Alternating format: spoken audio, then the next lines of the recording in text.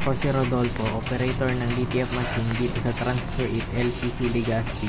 Ito ay ginamit ng 6 na araw na may total na 94 meters. Ito ang printer head, huling pinalitan noong September 19, 2024. Ito naman ang capping na may 90% good condition. Head clean.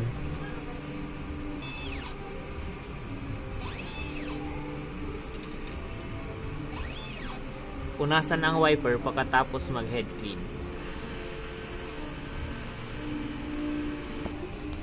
Nozzle test.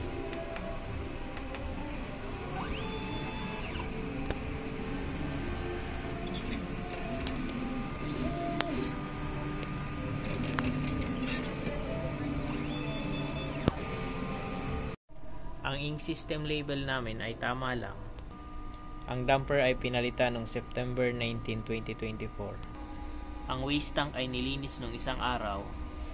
Ito ang ABR at ito naman ang ground wire. Dito nakalagay ang stock namin ng unused ink, DTF powder, DTF cleaning solution, at dito naman nakalagay ang DTF film. Dito naman nakalagay ang used ink. Ito naman ang list ng nagamit sa CMYK: white,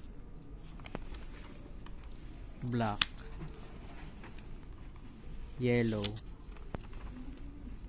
cyan, magenta,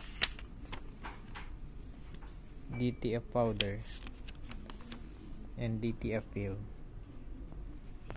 Ito naman ang output monitoring.